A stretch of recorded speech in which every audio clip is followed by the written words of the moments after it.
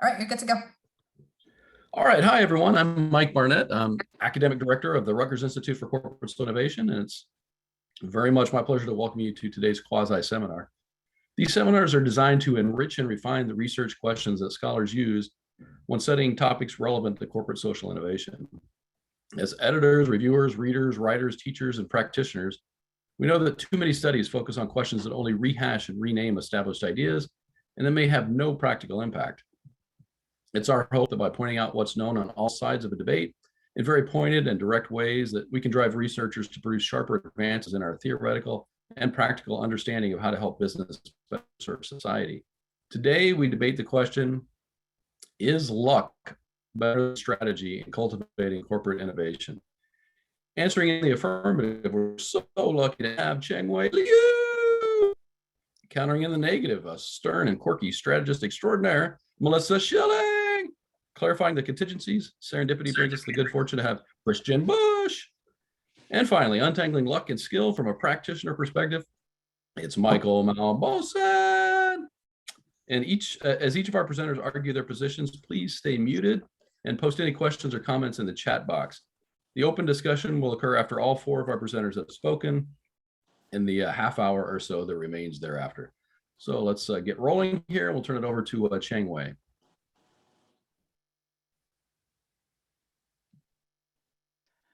Hi, everyone, and I'm Chengwei Liu. Thanks a lot, Mike, for organizing this. And not surprisingly, my position for this statement is a yes. And now I'm going to present you 3 points with evidence why this position is not entirely unreasonable. My first point is supported by this empirical regularity. Let me explain what this analysis is about. So this is about Fortune 500 firms. And over time, how many of them remain on the list? So from the starting point, of course, 500. And over time, the very clear trend that this is declining, not surprisingly. But the other observation is probably more interesting in the sense that with this 4 starting point, 55, 65, 75, and 85, then you see these steeper slopes over time. So this is what qualified the statement I put here, that this very successful firm, in terms of size at least, they're losing or dying at a faster pace. So this brings my first point, that the strategy, or if you want preparedness, does not seem to be sufficient for the most relevant innovation for cooperation, like those supporting competitive advantage sustainably or longevity. And of course, some of the references I included already mentioned the mechanism, because a lot of corporate practices, they exist to reduce the variances so that the cooperation can avoid finishing last. But of course, we know from this paper also, we need variances. For longevity, balancing exploration, exploitation is very important. So it's legitimate to ask, probably we should focus on these outliers. So probably they'll remain on the list over time. They have a better strategy than the rest for maintaining this balance so that they can have this more relevant innovation. But then my second point is going to say, well, even you observe this exceptional innovation, actually it may not tell us a lot about their strategy. Actually, it may tell us more about their exceptional luck and circumstances. Yeah. So let me present. I got most of that resolved. I think when I was at the store and making the appointment. I guess someone needs to be muted. Yeah. Right. I think it's resolved now. So the second point is based on this analysis from a very different context, music industry. So we have this Billboard Hot 100 singles for every week. What I did is that I collected data from 1980 all the way to 2008, before this digitalization really takes over the dynamics, right? I'm extending the analysis just now, but let's focus on this 1980 to 2008. Then I analyzed for the cooperation in this context. It is like the record labels. What is the association between their current performance and future performance? So basically is that the current performance is the record label, their current single. What is the highest rank the single achieved? And then I want to examine how that connected to their next singles performance for the same record label. And now I'm going to use this opportunity to launch a Zoom poll so you can actually express your view about your belief of this context. If you believe this is a context or industry that luck doesn't matter at all, then the association you should choose from the two options I will be offering you is probably closer to this 45-degree line. In the sense that if you observe exceptional, innovation in this context, like a top 3, if not top 1 single, in a context where you believe luck doesn't matter, then it should be followed also by exceptional performance, like top 1 single, a perfect performance persistency. But of course, if you believe otherwise, that the luck really dominates, then you should probably select the option where the association will resemble more like a flat line, meaning that the past performance does not tell you anything for predicting the future. It's like rolling a die. The best guess you may have is regression to the mean. And in this case, we can say rank 50. So let me launch the poll now. So I think now you can see this poll. So like I said, you have two options. Apologize for oversimplification of this very complex question. But just like I said, try to choose one of the options that resemble more about your belief about this context. So if you're closer to the 45-degree line, meaning that you believe luck doesn't really matter, strategy dominates. Otherwise, choose this close to the flat line where you believe that luck plays a very important role. So we already have, 66% of you responded to this poll. So thank you so much. So let me give 10 more seconds for those who want to answer this question. And in the interest of time, let me just stop here and share the result with you. Wow, as you can probably see now, I already gave you too much hint about luck. So contrary to my other courses like a strategy, I think this is the flip to that result here. The majority of you, actually 65% of you, selected the flat line resemble the association more compared to 35% for a strategy. So that's pretty interesting. Oh, sorry, you could not see the result. Now I share the result so you can, just see this verify what I just said. The majority of you went for this second option, close to the flat line. So let me stop sharing and, share with you with the actual empirical results I got. Here we go. Does that surprise you to some extent?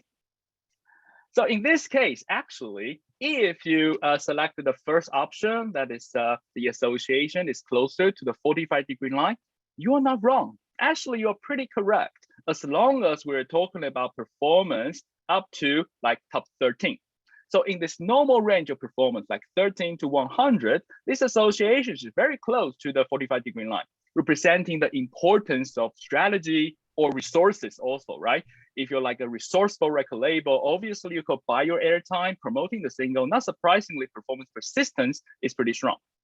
But here we enter the danger zone where luck really dominates. Then it's reflected by this very strong or disproportionately strong regression to the mean, all the way regress downward from top 1 to below mediocrity, like a greater than or greater than 50 in this case. So this brings my second point. Exceptional innovation, in many contexts, this included may be associated more with exceptional luck. So this record label, if next time you observe that I have this number 1, if not top 13 single, you should not attribute this success to them too much. And one of the reasons is that they cannot really replicate this success at all. And what should we do? Well, here is probably one implication that we should focus actually on the second best and forget about the outliers. Because in this case, the outlier, we're hardwired to believe that this very successful must have done something right. But with the benefit of hindsight, we can always find something special in their history to explain why they're so successful. But this is just inviting ourselves to be fooled by randomness. So instead, this analysis suggests that we should focus on the second best, those performance around this non-monotonic kink. So on one hand, they actually had the highest future expected performance. And the mechanism is really that they may achieve their high, but not exceptional performance in less exceptional circumstances. And this entails that more reliable lesson for us to learn from. But still, you may argue, well, of course, there will be some strategies that do have exceptional strategy, right? And I'm going to present my third point. I want to argue, luck still matter in a very important and relevant way to this strategist. So this is related to my recent paper in organization science, where I present the theory of behavioral strategy as arbitrage. So let me explain what this theory is about. So it starts with a conventional wisdom or norm, but unfortunately it's flawed, for example. And the case of Moneyball illustrates that very well. So in this context, for decades, people judge talent or skill by the look. If you fit in more to a stereotype in this context, then you're judged to have greater potential or simply superior to the rest and more likely to become a MLB or Major League Baseball player. But obviously, this stereotype, like many other biases, like gender and racial biases, are based on imperfect correlation. So it's flawed. But this flawed conventional wisdom, if a lot of people are using it, does not imply a mispricing in the labor market. Like some of the resources, they can be overrated and some of them can be undervalued. And this in turn implies arbitrage opportunity, right? And this is exactly what Billy Beane, the manager in Oakland A, well, Billy Beane played by Brad Pitt in the movie, did. They tried to use data analytics to identify these hidden gems. They're actually very good player, but counter-stereotypical. This all sounds very straightforward, isn't it? But it should not be that straightforward if you think about it. Data analytics, statistics, basically, the technique exists way before the case of Moneyball. And the data is always available. So the real question we're asking here should be, why did the Moneyball case did not occur sooner? Why these different teams in Major League Baseball did not try to exploit this hidden gems and the opportunity sooner? You can also ask why the gender bias or racial bias exists still nowadays. Why firms did not take advantage of this mispricing early on? In my article, one of the answers may be, well, attractive opportunity like this, attractive arbitrage opportunity are usually protected by very strong limits to arbitrage. It's not low-hanging fruit. It's usually very, very difficult to be exploited. That's what makes it attractive. And more importantly, when you have this attractive opportunity, being rational or being strategic is often insufficient for overcoming all these limits and monopolizing this opportunity. Being in the right place at the right time usually is very important. And the case of Moneyball and many disruptors, if we study how they overcome this limits to arbitrage, will reflect that as well. But here's an interesting twist, also illustrated by the case of Moneyball. If you are a good strategist and do have a viable strategy to overcome all these limits to arbitrage, luck can be a blessing. In the sense that it's better for your success to be misattributed to good luck by your rivals. And that's exactly what happened to Billy Beane. This is the really Billy Beane, the manager of Oakland A. So their success attract the attention of the rival during their time. And the Major League Baseball actually arranged a committee to study why Oakland A can spend like 1/3 of the salary compared to the richest team like the New York Yankees and won as many games as New York Yankees. Guess what their answer was, the committee? Simply, they were lucky. But if you really think about it, isn't this the best protection of your excellent innovation? Because they will not pay attention to you. They will not study or imitate your strategy. So you'll be left alone enjoying this, well, the opportunity or the innovation you just exploit. So to conclude, I think I have made 3 points with supporting evidence. So I hope now I persuade at least some of you that this position is not entirely unreasonable. Then finally, I want to address, of course, the question asked by Mike. So what would I want to see more on this line of research? I would say I would love to see more research that help us to identify what is the limit of strategizing or being prepared. So when I studied my PhD, actually, why I studied luck for 10 years, This is one of the empirical regularity that attract my attention. So anyone study strategy or teach strategy before should recognize this table very quickly, that this is the variance decomposition of all the performance variances we observe in American firms, right? So of course, some of them can be attributed to the industry effect, some of them can be attributed to the firm effect, and of course, most of the strategy researcher and teacher focusing on the comparison between the two. Firm is more important or industry matters more. But of course, here you can say, well, what about the third column? At least 40% of the variances cannot be explained. So basically suggests that if you follow all the strategy ideas framework taught in the strategy textbook, 40% of the variances still is beyond your foresight and control. And of course, I studied this, and one of the implications probably will be like this. It can a little bit preempt what my opposing side will be saying. Well, actually, you will hear a lot of very persuasive points made by Melissa and Christina, and many of them I agree. And I definitely agree they'll be very useful as long as we're talking about normal range of performances, or when the firm try to move in from poor to good. Obviously, strategy and preparedness matters a lot.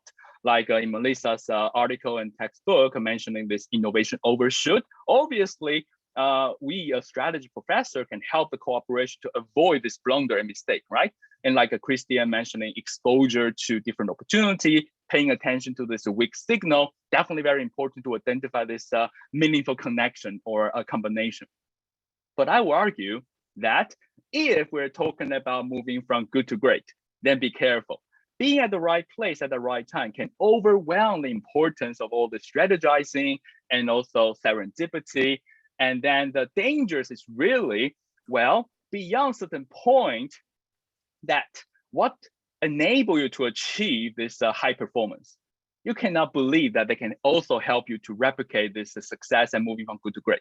If you believe that, it's really suffer from illusion of control, and also you'll suffer from disappointment also. So that's a caveat. So identifying this, the limit of strategizing is really important. Particularly, this is where most of the decent cooperation they study all these strategies very carefully. So they move from here to there already.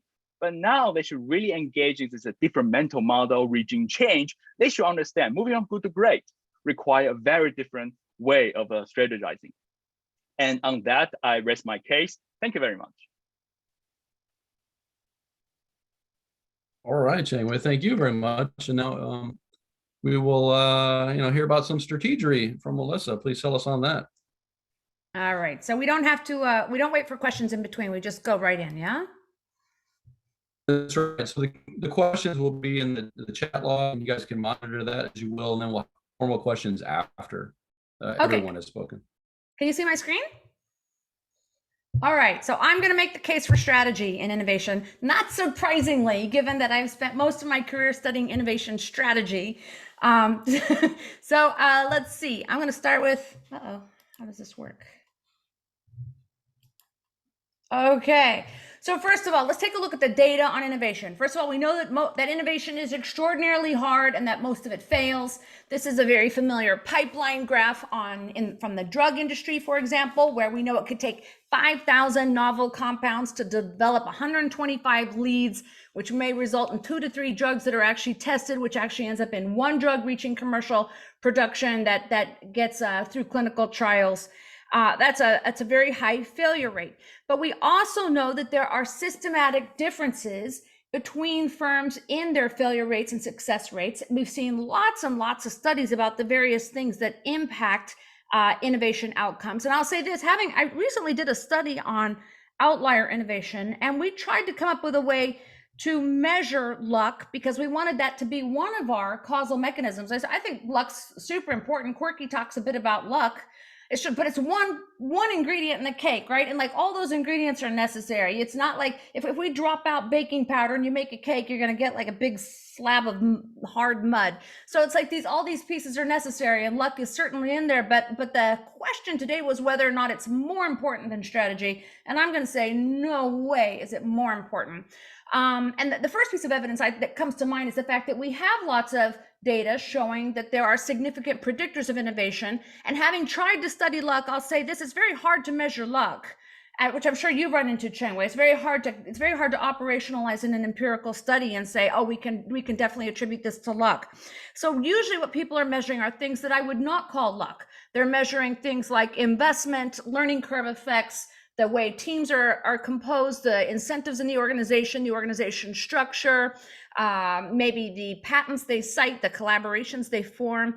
So we know that there's lots and lots of things that we can actually use to predict, to some degree, innovation outcomes, both success and the likelihood of innovations being breakthrough versus incremental. That's where I'm doing a lot of work lately. And I'll just give you one example. In this paper at the bottom here that I wrote with Madeline Neeland and Brock Aronson, we were trying to predict when, well, let me give you a little background actually first. I do a lot of research that involves patents, and Barack and I had done this study where we mapped the entire patent database sort of in physical space so that you could measure who was closer to who and which firms had similar trajectories or similar footprints. And there's a lot of fun things you can do once you have a nice landscape measure of patents and where they're close together. And one of the things that stood out in that study is that there were most patents are all glommed up together, and you can watch them grow across the patent space like bacteria on a petri dish, right? They bloom outward in a way that's really not surprising when you think about the way we learn and the way we innovate. Most of the time when we innovate, we're building on other people's successes. We're using the indicators of what worked or what's useful, and we're building from there and finding new applications. So it's not surprising that most innovation is close to other innovation. But sometimes we would find these real outliers, like specks on the petri dish that were just somewhere else. And we're like, how did someone get an innovation that was successful enough to get patented way out there in what appeared to be blue sky? And that prompted the study I did with Madeline and Barack on outliers. We wanted to explain outlier innovation. And first, you should know, I went into this thinking that empirically outliers would probably be cited less on average than other patents, but there'd be a few that'd be amazing. I was wrong in that actually outliers are cited more on average. They were significantly more likely to be high impact patents, and they were also more likely, so they're more likely to be breakthroughs and more cited on average, which was quite surprising. So they're super important.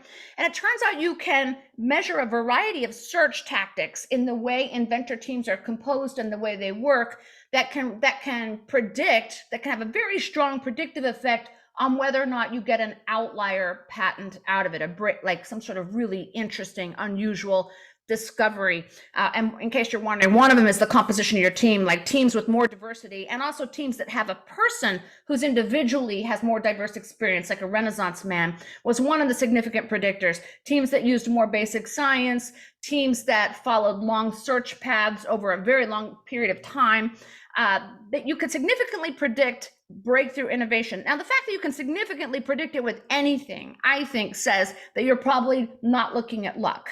I mean, not that luck doesn't matter, but that other stuff definitely matters, and I believe it probably matters more. Let me talk about one of the areas where strategy is going to matter a lot: project selection.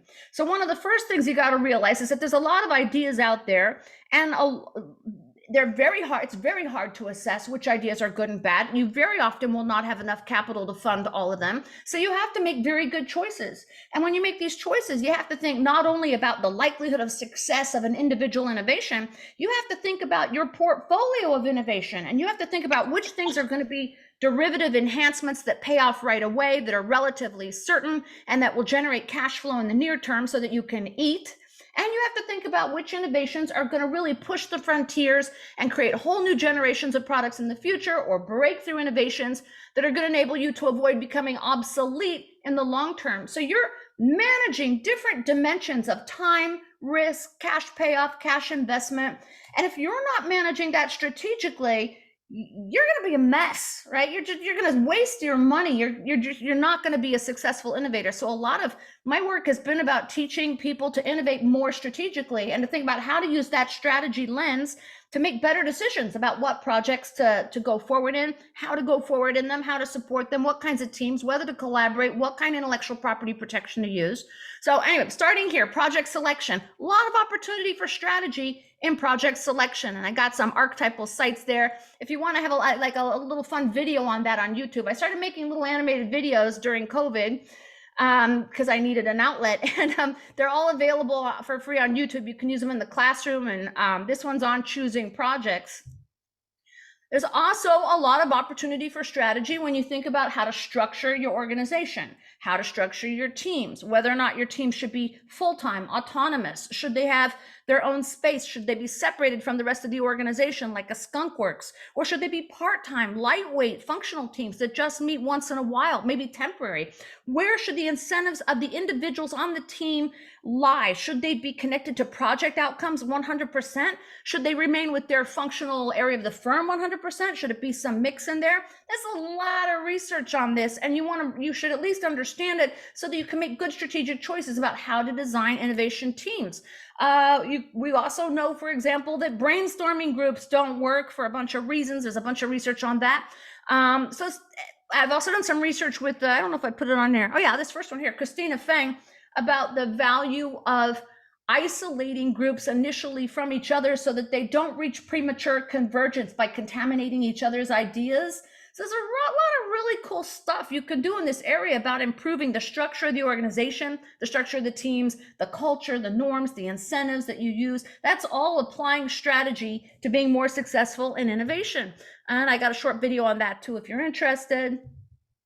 Last piece I'm gonna do is talk about the research questions that I think I'm tired of and the research questions that we need. And the first thing I want to say is, does structure matter? It was a good question at some point in time, but it's a dumb question now, because of course it matters. What I would like to see is a question that answered, like, what are the new structural archetypes for different kinds of innovators?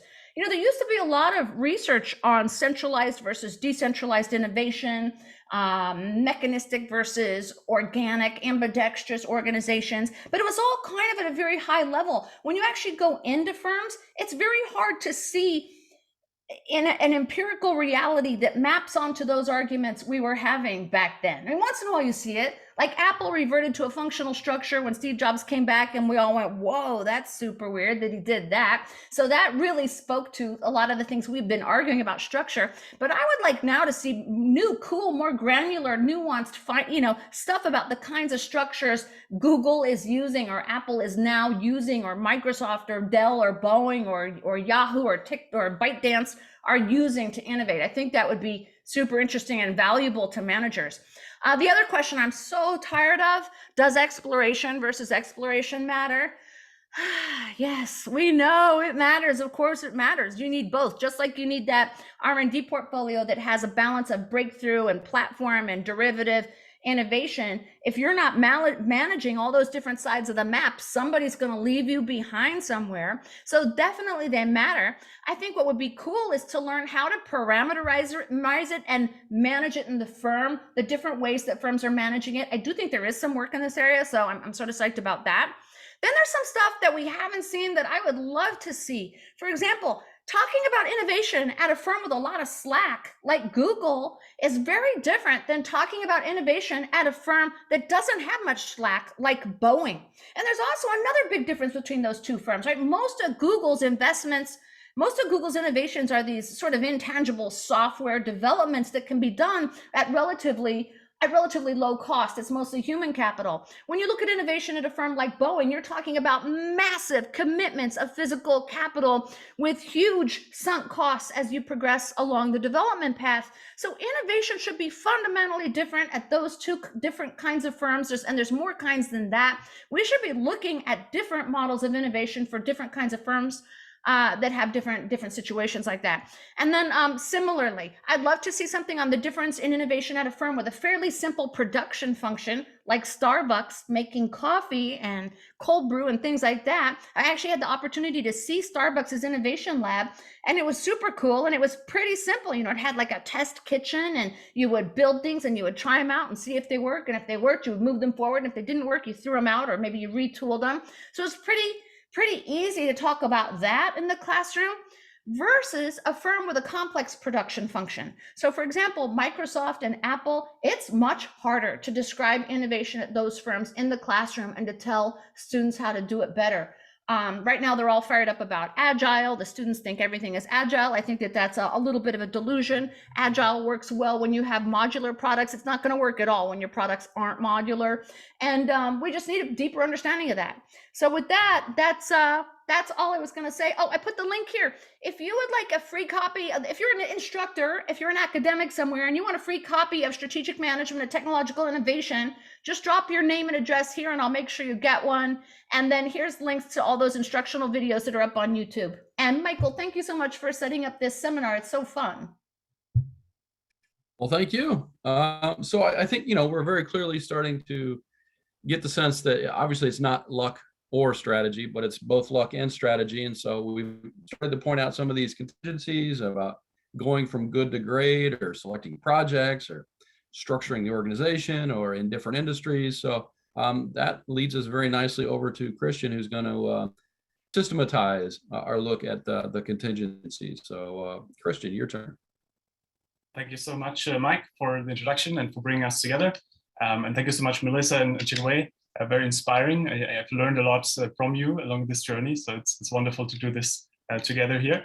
Good afternoon, good morning, good evening, everyone. It's wonderful to be here with you today. And I'm very much looking forward also to our conversation afterwards. I'm a big believer that most of the knowledge usually is in the room rather than in the head of the presenter. So very much looking forward to our conversation as well. But what I will indeed argue is that luck better than strategy, it depends. And what does it depend on? Why does it depend? I'll make 3 arguments. First, I'd love to distinguish between blind and smart luck. And so the reason I'd love to do that is because we know from the literature, right, that a lot of performance differences are around luck. Chengwei made a beautiful case around this. They are usually treated as unexplained variance or error factor and all these kind of things that we then say, hey, look, should we advise managers to be lucky? Well, probably not. So there's not much agency apparently in this. So let's just ignore this. And so a lot of times in the literature, we have this kind of dichotomy, right, between skill on the individual level versus luck, and then on the organizational level, capability and strategy versus luck. And so that's kind of in a way but where this work is grounded. But based on recent research that we've been doing with multinational companies, with social enterprises, with incubators, what I'll really argue here is that it's not luck versus strategy, but that cultivating smart luck is actually smart strategy. And so why is that the case? Well, if we look at blind luck, right, I think we all can imagine this, blind luck being born into a good family, especially in countries that have case structures, for example, right? Like if you're born into a particular societal system, that defines a lot of your life. And that is kind of the blind luck that it's an event, right? We can't really do anything about it. But the smart luck I'll talk about is a process, the process of spotting and connecting dots. I'll talk about this in a second. But so before doing this, really defining this smart luck, serendipity as essentially unexpected good luck that results from unplanned moments. So there's this kind of randomness, this element of chance. But then we have to have this kind of proactive agency that leads us to a particular positive outcome. And so it's really saying this is a process of something random happen, but then some kind of agency that helps us to turn that into a particular outcome. This is, of course, particularly relevant in a fast-changing world where we don't a lot of times have well-defined problems or stable objectives or predefined resource needs, right? Which is a lot of times assumed in the literature that we have all these kind of things that are just there. And so a lot of times these things emerge unexpectedly. And so what's beautiful is that there's this emerging literature around serendipity as potentially influenceable and thus really managerially extremely relevant. And I've seen Madeleine, for example, Madeleine Rauch being in the room, who has been doing amazing work around the question also around reframing and how you can, in a way, set up for serendipity in that regard. There's a lot of fantastic work, I think, coming out of particular the strategic management field, but also, library sciences or molecular chemistry. So we see all these different fields that are telling us more and more the same thing, that there is something we can do to enhance meaningful accidents in terms of the amount of collisions, for example, but also that we can enhance the quality of it. So first argument really being, let's differentiate between blind luck and smart luck, which really serendipity is all about. To just, dive into this and have a couple of examples so that we're all on the same page. Any ideas, if you want to put in the chat what this might be here, these tablets? Asthma. Asthma? Yeah. So close. So it definitely is a medication. And it's usually a good sign when people in the room are not aware of it. It usually speaks for potency, I guess. So this is a couple of decades ago. a couple of researchers were giving people medication against angina pectoris, the disease, and they realized that in male participants' trousers, there was some kind of movement happening. And what would we usually do in this unexpected moment? We'll probably say, oh my God, that's embarrassing, let's ignore it.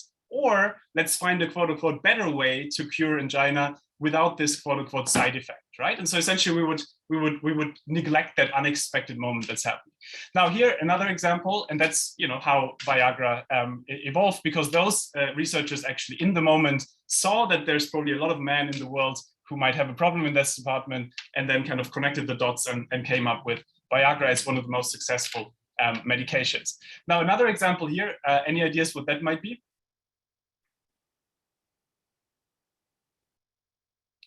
Any ideas?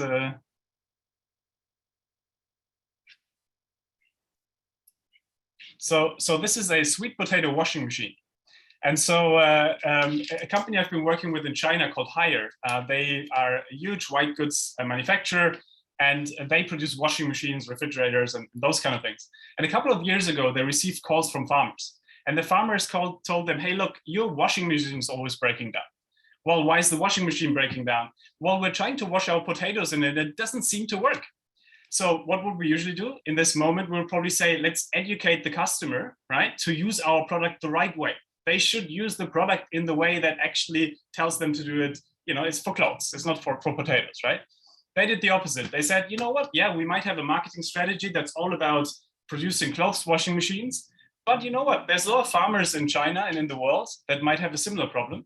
So why don't we build in a dirt filter and make it a potato washing machine? And so that's how the potato washing machine became a product.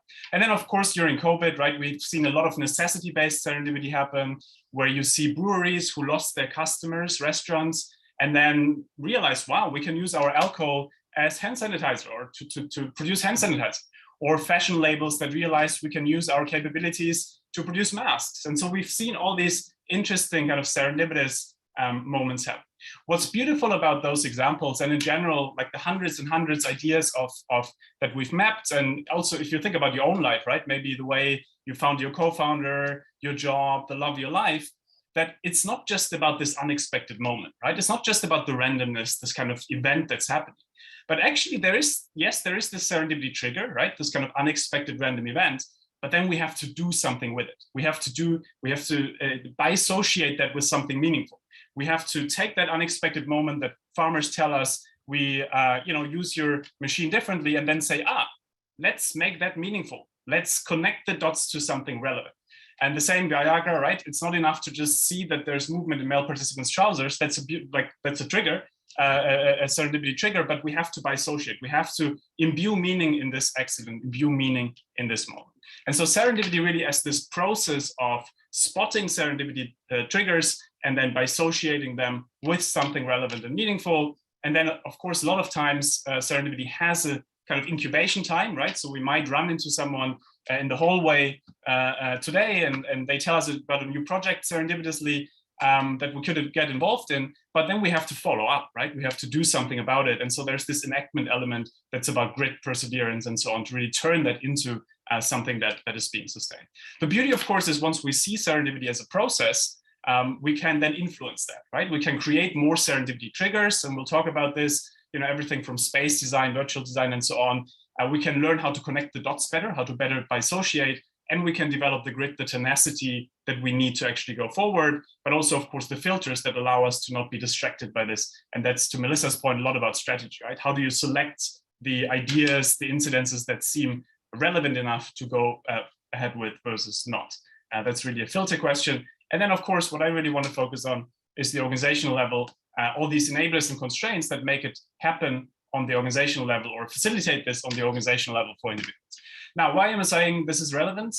So what's come out a lot in our work is that when you look at CEOs, especially, we did a large study with CEOs, over 30 of them who run big companies, and serendipity is at the core of what they do. They only admit it after kind of like, a longer conversation and saying, yes, I'm not always in control, but actually I've created an environment in which serendipity can happen. And so that then becomes a capability of creating that environment.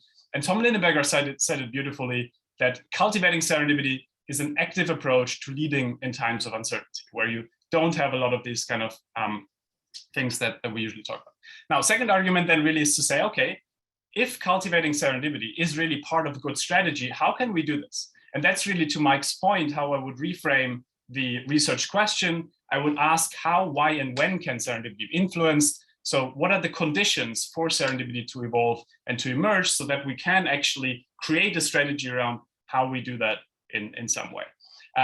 Briefly, in terms of, there's of course a lot of organizational barriers that hold us back from this. One, of course, is that this kind of illusion of control is there, right? That if you're the CEO of a company, you're in the boardroom, you want to portray that you're always in control, right? You want to say, I know exactly what I do. Here's my plan, right? Step by step by step.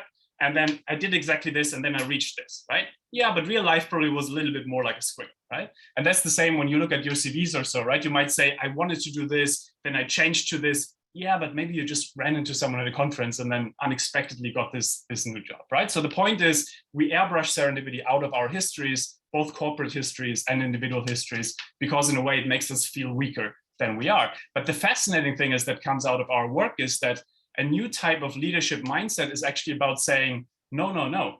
It's not a matter of weakness that we were not able to plan to have a potato washing machine emerge. If you're building that into the strategy, it actually becomes part of your strategy. What do I mean with this? Take Ajay Banga, who used to be the CEO of MasterCard. Ajay Banga would say, look, I want to get 500 million people into the financial system, right? I, as MasterCard, we have amazing capabilities. We need a new purpose. So let's bring, like, you know, the impoverished who didn't have access to the financial system, let's bring them into the financial system.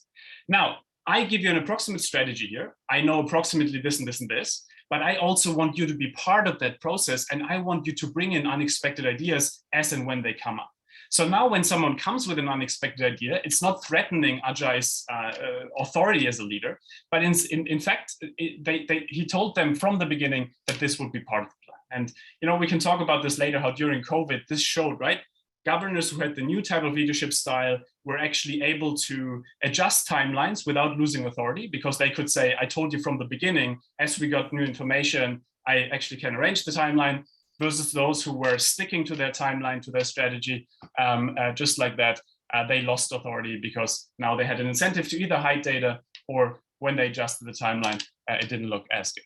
Now, a couple of organizational enablers, briefly to wrap this part up, that come out of our work. It's really, think about the example of the potato washing machine, right? The potato washing machine example is not only about the salesperson seeing that the person is actually using the machine differently, it's about then the company investing into these ideas. It's about elevating those unexpected opportunities, investing into them, and helping them follow through.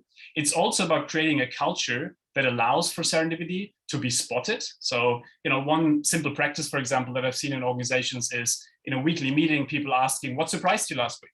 Oh, interesting. It surprised you that farmers are washing the potato washing machine, washing their potatoes differently.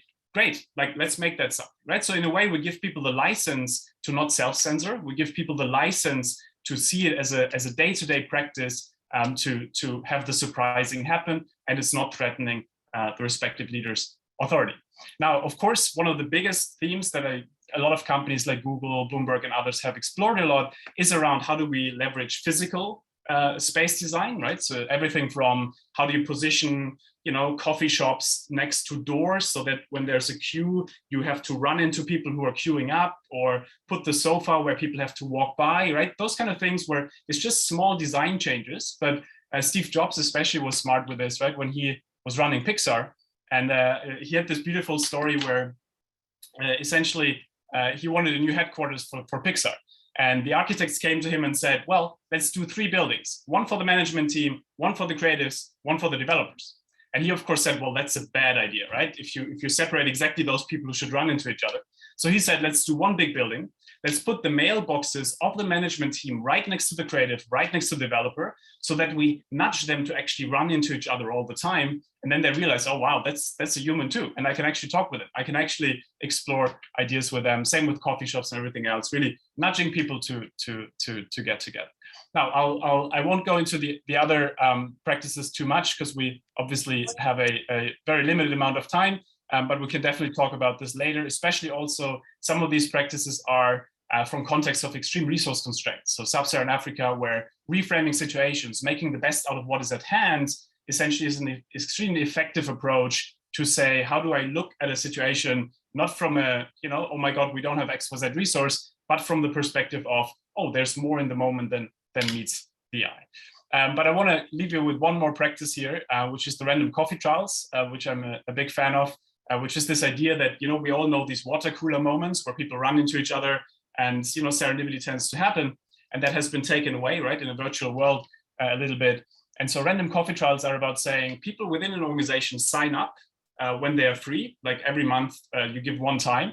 And then people across hierarchies gets matched up with people from other divisions, and then are, hey, grab a coffee for half an hour, have a half an hour conversation about an inspiring prompt, right? What's the biggest challenge you face in the organization? How can I help you? Whatever it is doesn't matter. What matters is that we recreate these water cooler moments across hierarchies, which a lot of times develops a bit more of a sense of belonging also, right? Because now I feel every month or week my life could change again, and I don't have to meet all the same people all the time, and so on. Long story short, these are a couple of organizational enablers that can be really effective. And so that really opens up endless future possibilities, right? To think about it that way, that serendipity is a process, because then we can think about it, there's individual agency that we can study, right? Alertness, those kind of things, what makes it more likely for us to see opportunities or unexpected opportunities to emerge. We can think about individual moderators, right?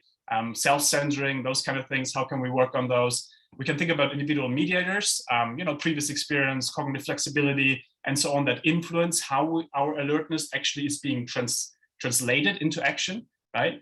And then the organizational enablers, right?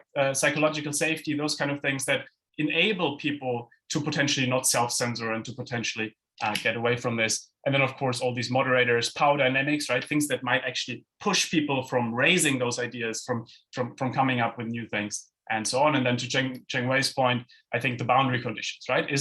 Are there temporal boundary conditions here? Are there boundary conditions, degree of uncertainty, right? I've seen a lot of necessity-based serendipity emerge, especially in resource-constrained environments, versus now during COVID also in those countries or those contexts where we might not have expected it to that degree.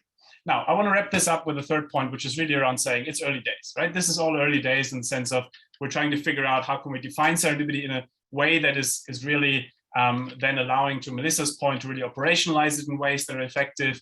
I think Folzen and Milewski did some nice work around, simple measures such as we often develop new products or services in unexpected ways, or we often stumble on unexpected opportunities for products and services, things like this that really capture a little bit the kind of unexpectedness in it. So again, that also then probably comes to how we define serendipity. Is it unexpected opportunity? Is it luck? For the sake of this presentation, I framed it around luck, but we could probably also frame it around opportunity discovery or other themes in that. How to study it? We could study counterfactuals, right? If two people face the same situation that's unexpected to them, one turns into opportunity, the other one doesn't, then that tells us a lot, qualitative studies and so on. But a caveat, of course, being that there's so much societal inequality out there. I'm here in the West Village in New York, right next to Melissa's Stern, actually. I have access to education networks and so on. So my starting level for potential serendipity so much higher than the starting level of the social entrepreneur in Kenya who, has to, in a way, build that first. But my hope really with this work is to say, let's establish serendipity as a valuable area for study. That's not just kind of like this foster child that's not being looked at, but actually something that is really relevant to study. And let's give a vocabulary to this. Let's make an active approach, an active theme for leadership. A lot of leaders especially are looking for this. They do it intuitively, but they always feel, oh, it feels weak if I articulate it that way. But if we give them an active language, I think also for practitioners, that would be very useful to actually more appropriately capture how their life actually unfolds, and same for individuals. Of course, lots of limitations here. Serendipity for who, structure and agency, how do we combine that at different levels, right? Organizational, individual, semblenity, the negative serendipity, and so on. I think Chengwei's work and Melissa's work is great there also in terms of boundary conditions, right? So when is what more important? Probably in explorative environments, you need a bit more of the kind of serendipity focus. When you're in implementation stages as a big company, you probably just want to focus and execute. And so there's probably also temporal dimensions and so on. But the big question, I think, also to the audience, if that's of interest, or for those of you who want to keep in touch about this, I think that the biggest question for this work really is around how do you frame and position this, in the sense of you can frame and position serendipity in so many different ways and so many different literatures. And I think we're kind of trying to figure out in the bigger scheme of things, where are the most interesting contributions of this work in general. So I wouldn't be the German I am coming from Heidelberg to not finish on a philosophical note. Goethe, who wrote a lot of poems in Heidelberg, where I'm from, he actually, to me, really summarized unknowingly what serendipity is all about. He used to say that if you take someone as they are, you make them worse. But if you take them as who they could be, you make them capable of becoming who they can be. And that's what serendipity is about. Serendipity is about potentiality. It's about seeing a little bit more in the moment. It's about seeing a little bit more in terms of potential strategies and potential alternative options that are out there, and then really acting on it and moving from it. My editor, of course, tells me to mention that all of this is in this book that came out recently. And with this, thank you so very much. And I'm looking forward to our conversation. All right, thank you very much, Christian. So, we see a lot of boxes and arrows and graphs and so forth. So now we want to make sure that we get a practical perspective here as well and think about how all of this is implementable or not. So glad to hear from Michael at this point.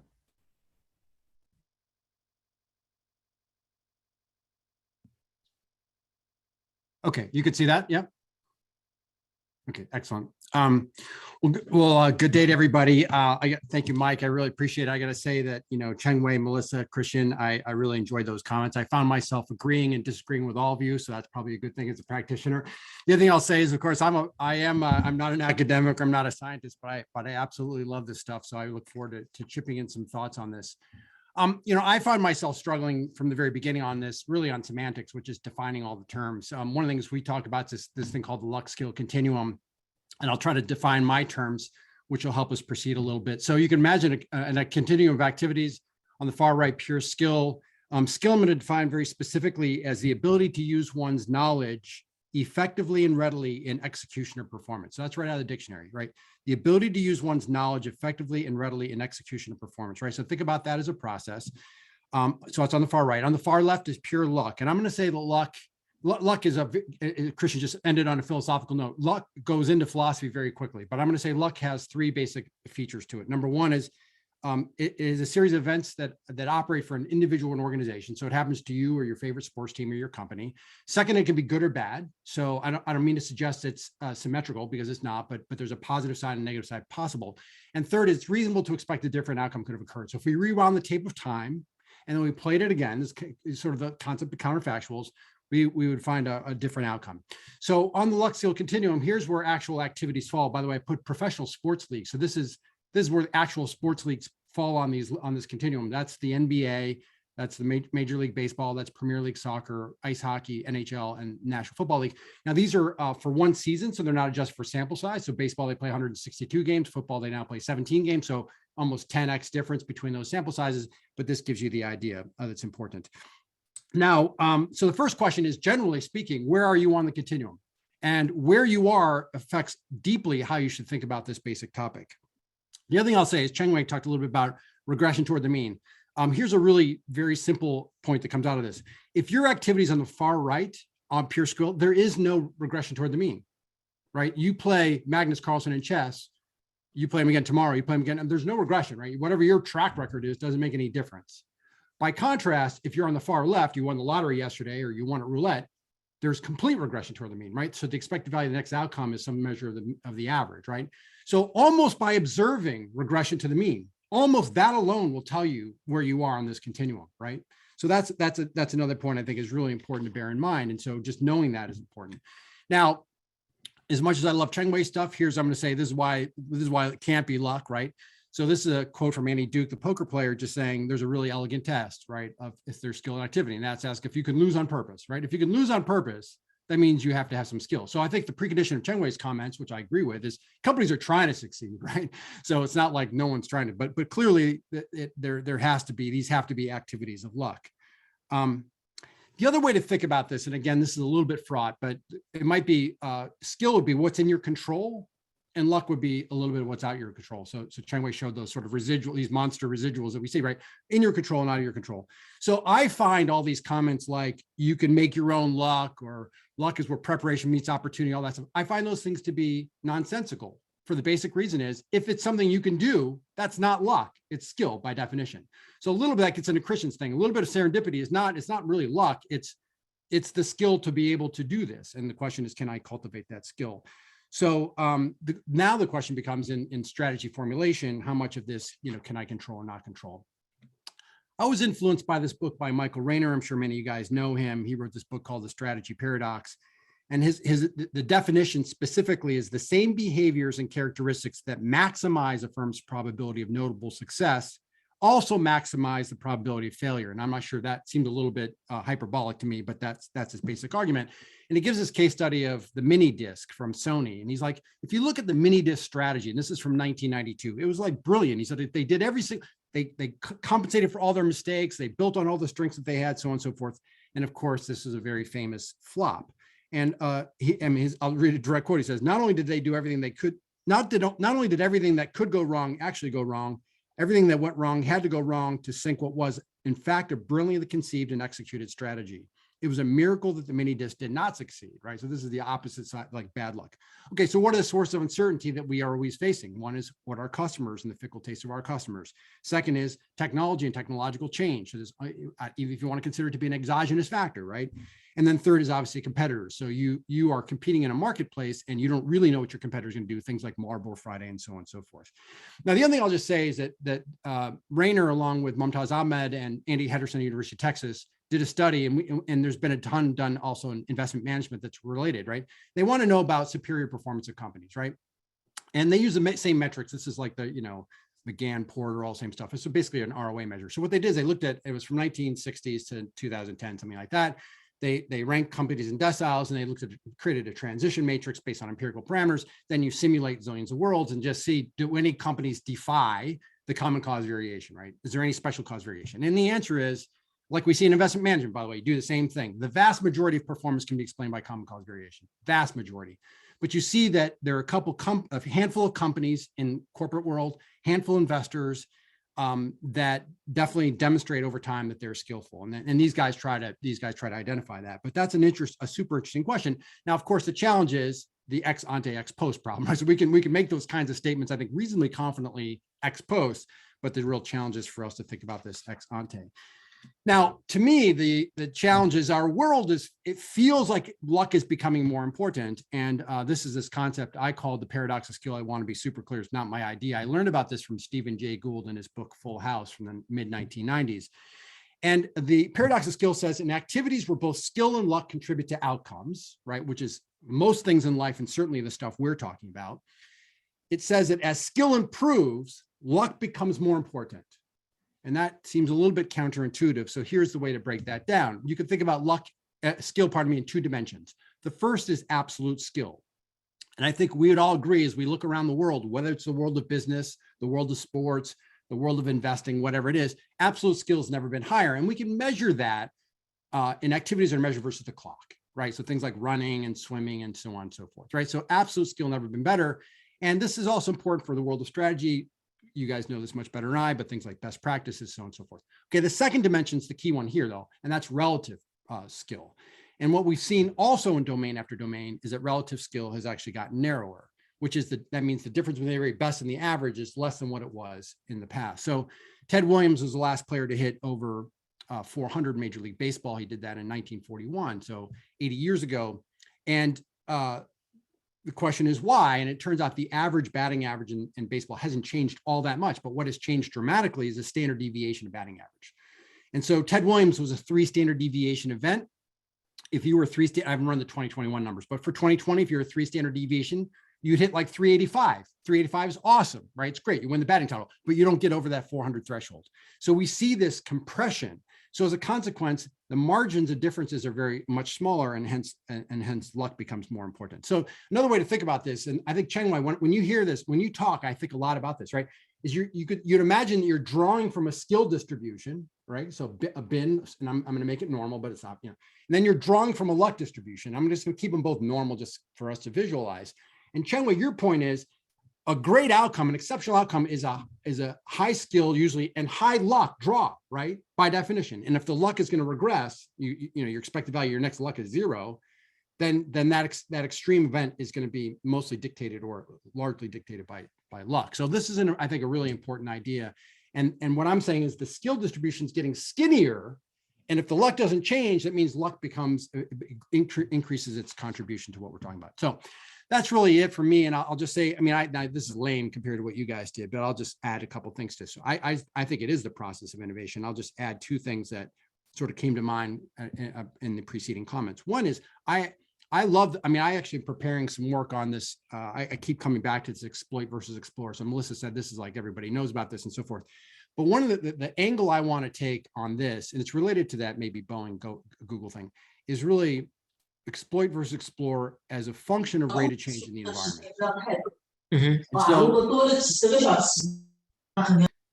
as a function of rate of change in the environment. And by the way, my inspiration for this was, I learned this from the Santa Fe Institute, was a whole discussion about foraging ants.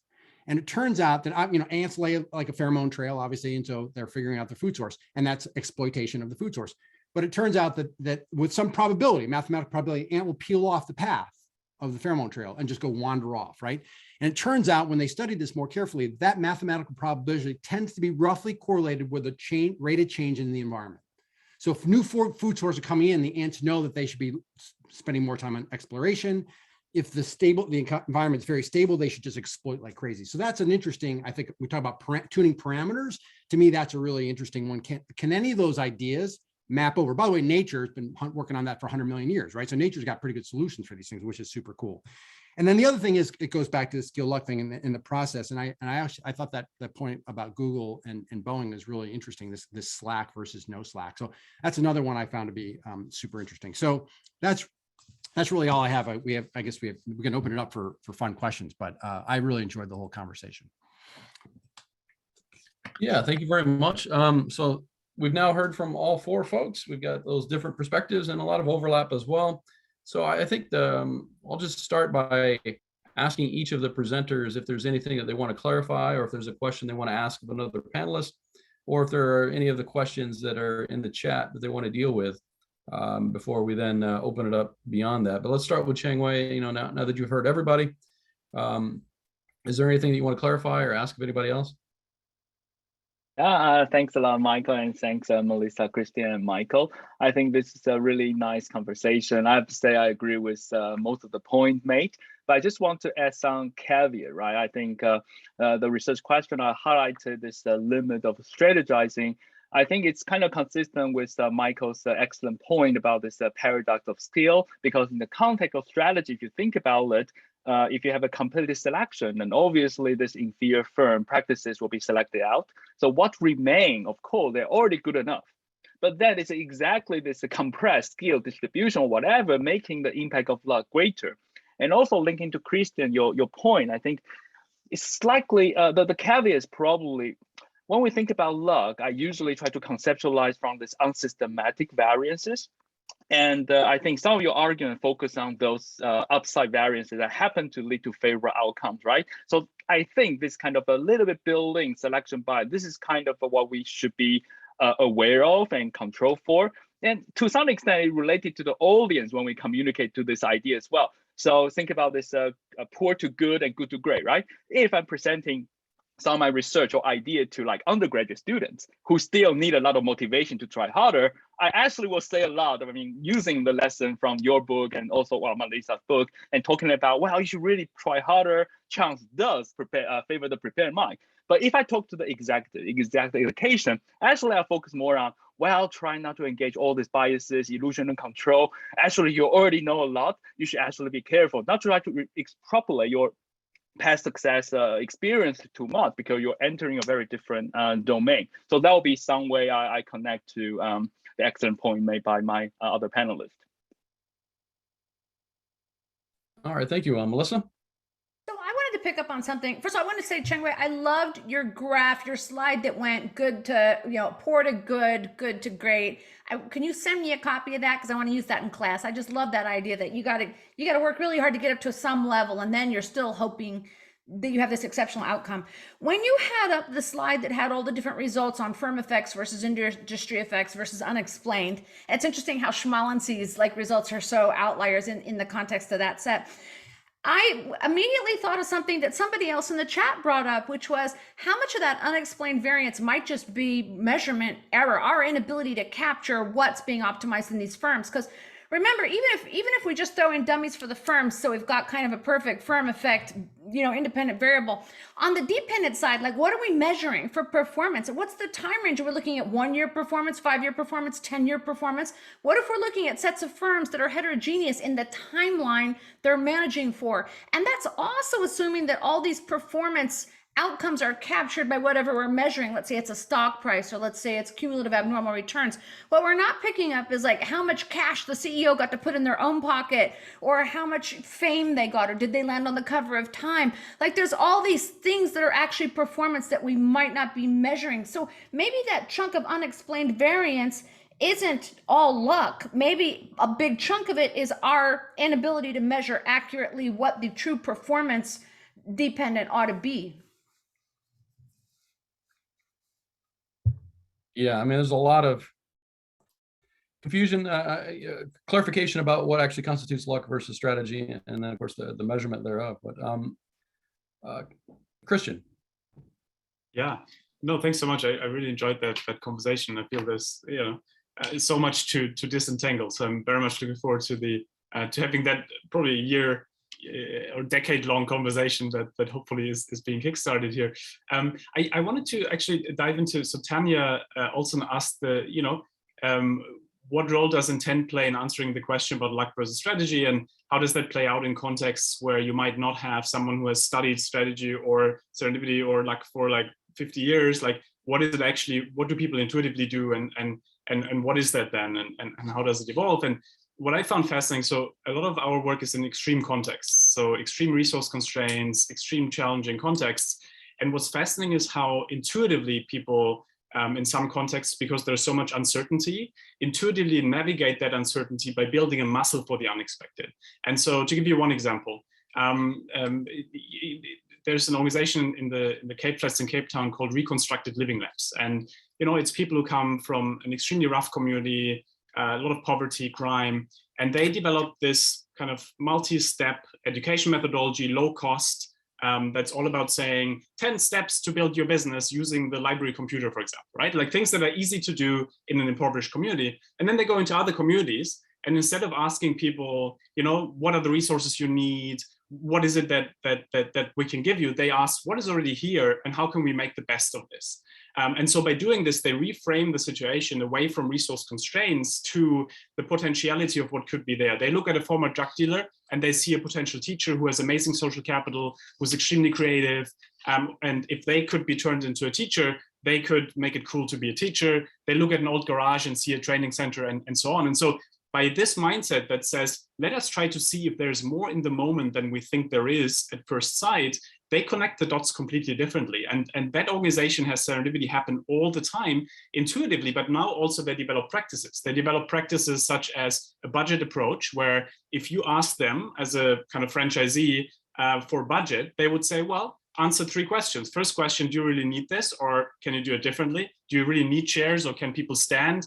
If you really need the chairs, does someone around you have the chairs, right? The restaurant next door that's closed at the same time, could you use those chairs? And only if you say no to all these questions, you're getting the budget. And I think what that does is they took that approach into banks, consultancies, and so on, to really say, let's reframe away from budget constraints, especially in COVID times, where, it's always this idea that we can't make something happen, versus no, like you can use an old cashier and they could become a financial trainer. You could use the old office and turn that into a training center. And so the idea really being that serendipity emerges when people kind of combine that mindset with the kind of practices that actually reinforce it on different levels. And so I feel actually, especially in those contexts where people out of necessity do that, that's where the most intriguing findings come that we then take and actually now instill it in Western organizations. So it's fascinating actually that people in those contexts probably do that more intuitively than we do. All right, thanks. Michael, additional thoughts? Yeah, I'm gonna respond to 3 things from Chengwei's talk. One is on this persistency of the Fortune 500, because we've done a little bit of work on this. I think the main reason companies die is because of M&A, and M&A sometimes is good, sometimes bad. So I think that's a very tricky. I think that's conflating 2 things, which is some sort of measure of longevity, which may be desirable. I don't know if it is, but with something like M&A, so that one's unclear. Second is I'll just say that luck, I mean, to me, we try to talk about different processes of luck, and one would be more of an independent process of coin tosses, or even baseball batting averages tend to be, you know, you can model it with independent trials, for example, have a spinner with 0.3 and spin it over time and figure out if the player gets hits or misses, versus social processes. And that's a whole different dimension. And I think, you know, your billboard, I love the billboard thing. I didn't see that. I've never seen that before, but that's fascinating. And so when you start to get into things where social processes dictate the outcomes, including, by the way, academia, right? Because you might imagine you and another student were in the exact same position, but one gets a little bit of an edge and then it accumulates over time, right? So the Matthew effect plays out. So that's, I think, another thing that's really important to distinguish. Like, are we talking about, when we talk about luck, because someone's asking in the chat, which is a good question, like, how do you talk about this?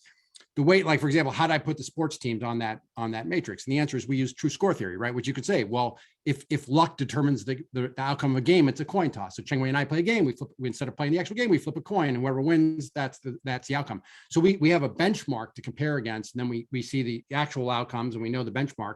And then we use a little bit of statistics to figure out what is the contribution to the relative things. The third thing, by the way, we recently wrote a piece about this exact thing, about why professional sports teams do not embrace change, by the way, is interesting. So you talked about barriers, limits to arbitrage, which I thought was a really interesting take on it. We also talk about a lot of psychological stuff. There's just a lot of, like, there's loss aversion, there's status quo bias. There's a lot of, this is the other big problem with luck in general. We haven't talked much about this, just sample size problems, right? Which is, you know, if I know that this is the right tactic in the middle of a game, but I know that it's only a probable, it's a 60-40. So if I do it, it's got to have a better, but the 40 is going to show up almost half the time, right? So it's going to be a sample. So with large sample size, I know I'm good to go, but small sample sizes, I'm going to feel the pain of what appears to be a poor outcome, even though the process was good. And I think that's actually a very acute phenomenon as well. So I'll just throw those ideas out there. All right, thanks. I'm going to ask, you know, anybody in the audience, if you have a question, to, you know, raise your hand on this platform here, and then I can draw from it, because I think some of your questions have been dealt with as we've discussed this. I don't know which ones to choose, but I'll just start in the meantime while you're sorting out who wants to ask a question, and just point out that, you know, Melissa and Michael, especially, you've mentioned exploration and exploitation, which is what we know in the academic literature quite well.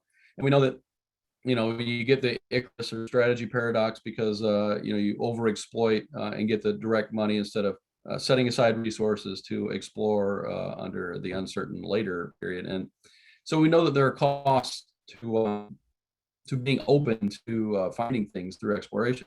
But when we think about luck and serendipity, we don't think of that as being like a costly activity. We think about, you're always open to luck.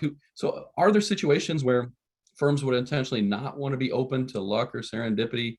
And, you know, when might the costs of trying to be lucky outweigh any potential benefits?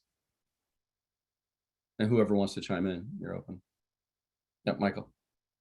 I mean, that's why, Mike, I was just trying, I think to me, to some degree, it's a function of rate of change in the environment, right? So if you had a world that never changed, and I had a source of food, and I never was going to change, I should only exploit and I should never explore, right? By contrast, if everything was fleeting, I should be spending a lot of time exploring. So I think part of that's why I'm keen on this idea. And I don't know how, if someone has an idea how to do this, like how to measure rate of change. I never feel like the world's changing faster. And I think these are hard things to actually document, is my sense of this. The other thing I'll just mention, we're living through this right now, right? Which is, a lot of companies are in this optimization mindset, and we're living through this with a supply chain, right? So this is a trade-off between robustness and resilience. And so, you know, if I maximize my supply chain, but I have very little alternatives and I have no redundancy built in my system, if anything, there's any breakdown in the chain, I'm screwed. And that's exactly what's happening like right now. So it's an interesting, so as a company, you might say they've leaned too much on exploitation and optimization. And as a consequence, we're suffering now with other stuff. So that would be my thing, is the rate of change environment. Again, I don't know how to measure it. I've tried to play around that a little bit, but that to me is like, and that's why the ant thing was so interesting. But I think we have some analogous stuff in the business world. Yeah, we do have munificence and things like that we measure some of those things with. But Melissa? So there's some great ways of measuring volatility in the environment, technological change and demand volatility and things like that. I was going to pick up, I just want to mention something that I thought you'd find interesting, given your interest in the rate of change in the external environment. There was a study a number of years ago, and Mike, you may have to help me think of who it was. I want to say it was maybe Henderson, but not Rebecca Henderson, like a guy named Henderson, someone out of Austin, I think, did a study of how long it takes CEOs to become obsolete. And basically the study was looking at when new CEOs were appointed, performance initially improved because this CEO was being appointed because they had skills or vision or viewpoint that was more congruent with the current environment of the firm. And then over time, they became less fit with the environment, and the performance that's attributed to the CEO went down over time. And that happened faster in industries subject to rapid technological change than it did in industries that were relatively more stable. So I think that was interesting that people, leadership obsolesces faster, their vision obsolesces faster, or their ability to tackle the environment in an environment where technology is changing quickly. And I thought you would find that super interesting. So I will track down that paper. I forget what it's called, but it'll be easy enough to find, and I will send it to you. Thank you very much. That's awesome. Christian, you look like you were going to chime in. Yeah, and exactly on that initial question around how, like, when does it play a role versus when is it desirable to play a role? I mean, you will see that on the individual level a lot, right? That people who have a lot of serendipity at some point just get distracted, and you have the same in companies, right? If you're too open to new opportunities, you might not be able to actually execute on the one opportunity that might have actually been extremely fruitful and relevant. And so I found that always interesting when you take companies like Pixar, how they have informal brain trusts that act as a filter, right? Where you would say, great, here's all these new ideas, but now let's kind of like do a reality assessment, and then let's put some of those on the parking lot. Or large companies, one of the things that came out of our studies was that if you look at pharmaceutical companies, for example, extremely open in the discovery phase, right? So at the beginning, it's great. Like, we all want the new type of Viagra to unexpectedly evolve. So they train their research scientists literally in serendipity and how to spot it. But then when it comes to execution and approval rates, you don't want to have people in the law firm that manages it for you have too much serendipity. You actually just want them to execute and make that happen. And so I think there's this temporal dimension to it, but also there's this deep contextual dimension. And I think, Chengwei, I really liked your point around, right? The almost like trying to understand, like, when is it also what you mentioned from good to great, right? Is that also a lot about execution then, right? Is that about like superior execution because you now have a clear focus, a North Star, and you're not being distracted away from that at some point? And so I think that's actually really interesting, I think, as well. So long story short, I feel there's so many contextual factors, which again, I think there's hundreds of papers to be written just about all these boundary conditions and how that could play a role. Well, let me throw in another contingency. I just wonder what happens when we endogenize the referees, the people who are declaring what is successful and what's not, because, you may go from good to great because you control that space. You got the power to dominate the market, and not just because your product or service is better, right? Chengwei? Yeah, Mike, that's an excellent point. And actually, there's some study on the Olympics games. So they separate, to simplify things, the category where the outcome is influenced more by the subjective evaluation by the judge, and those based on objective outcome. And obviously, when subjective evaluation is involved, outcome are more it's noisier and unreliable. But the more generally, this is a subject evaluation. It's kind of create this initial noises, but when you also incorporate this social influences that or matter effect, they tend to augment this initial luck or noise and kind of generate huge outcomes. I think some experiment and some study actually show that. So this is actually a very good and important point or observation we need to remember. And the other, just to related to this, again, limit of strategizing and this, what can we do to help firms to move from good to great? I think probably not like just like a good execution. It's almost like a necessary condition. But another necessary condition is that at that point, again, when most of the firm, they already did what they can, what can determine who can move from good to great? Sometimes related to doing something totally unexpected, outrageous, if not quirky, like Melissa, you phrase, because that is what necessary, right? And that is consistent with the old wisdom that no rule to become the richest. So once you're up to that level, the rest is really like a kind of a random draw. So I think that is another way to see why identifying this limit of strategizing is so important. Understanding the limit, or to what extent your strategizing can lead to the expected outcome. And of course, the other side of being strategic is that always prepare for the worst possible outcome. my final point is that I think another interesting literature we have to related to Mike's your question is performance feedback theory, right? In that literature, the luck element is always associated with risk taking, and risk taking is a function that compared to your survival level and aspiration level. So if you're really close to your survival level, like a single negative shock can wipe you out, obviously you're not going to take too much risk. You're going to be very, very careful. But as you moving away from that survival point, then you're more likely to open to variances and to some extent. And also the aspiration level, that is similar to the survival point as well. But if you read that paper, there's a V shape, right? That is really centering around that. You take the lowest risk when you're really close to this aspiration, increase the risk taking when you could move away from that. So I think that will be another very important thing to think about when people take calculated risk and how they open up to, well, luck. Any opportunity to bring in the behavioral theory of the firm there? It's to give the others an opportunity to chime in on kind of endogenizing the environment and how that affects all this. But while Chengwei, if you want to read, there's an extensive question that we can turn to next that's in the chat. But anybody else want to talk about bringing the environment back into the equation here?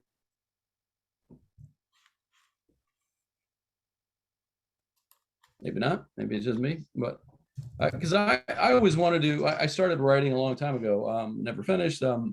What I'd term the Helios Paradox, which is kind of the inverse of the Icarus Paradox, or what I see here is the strategy paradox, but the idea of, success breeding failure, not simply because you become a tinkerer or you become short-sighted and you're not exploring enough, but also because as you become successful, you're on a pedestal and people like to knock you down. So that's what I mean by the Helios Paradox. It's not just that he flew too close to the sun, but also the sun got pissed off and turned up the heat as a result of that. So, there's this notion that success in some ways gives you a greater ability to control those factors that determine what is successful or not, but also create some sort of blowback. And so I'm not sure what the combination of those are, but I don't know if that's of interest to you as well. But Chengwei, did you have an opportunity to review that question?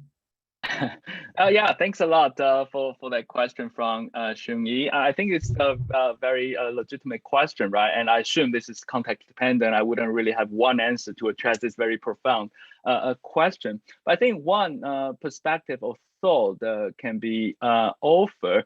Well, of course, related to a lot of research that linking to the behavioral theory of the firm and also population ecology or the inertia. So once a firm become more successful, become the outlier, actually there will be a lot of pressure for them to remaining on the status quo. Changing is too kind of the stake is too high, really kind of disrupting the routine and so on and so forth, create this negative outcome, and very few manager or agent in that organization will want to engage in kind of this. But this is exactly why they open up for being disrupted, right? That's one of the reasons, of course, why we see this Fortune 500 company, no matter how successful they were, while they're being disrupted by others who have a lower stake for taking risk or open up for variances. So yeah, so mechanism between this less successful firm and outliers, of course, they're different. But I will argue once you become very successful, actually, there will be a lot of mechanisms that make you even more fragile against changes and variances. And that can be one perspective. Interesting. So we're running low on time. So why don't we just give everybody one last chance to offer any parting comments, and we'll go in reverse order this time. So we'll start with Michael.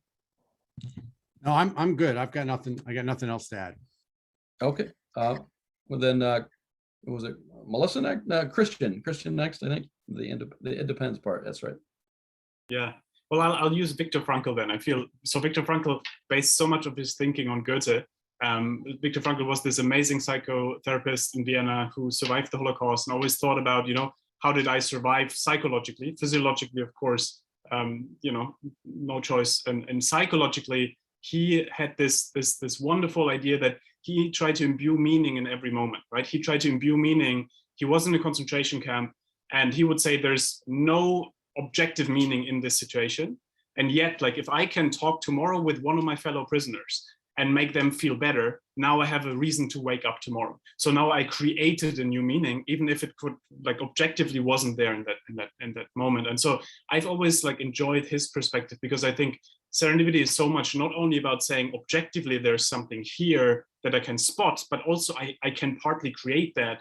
and socially constructed. And I think that's kind of like the beauty, what we talked about earlier, that a lot of what we're talking about is potentiality, it's about perspective, it's about interpretation, and it's about social construction. And I think that kind of allows us then to really create that kind of, call it serendipity, whatever it is, while taking into account all these structural constraints that of course are out there. And so the kind of parting line that he never apparently used, but that his thinking kind of summarizes is really that we can't pick the situation we're in, but we can always pick our response to it, and that defines our freedom, our liberty, and indeed then serendipity. Thank you. Melissa, you going to wax philosophical for us?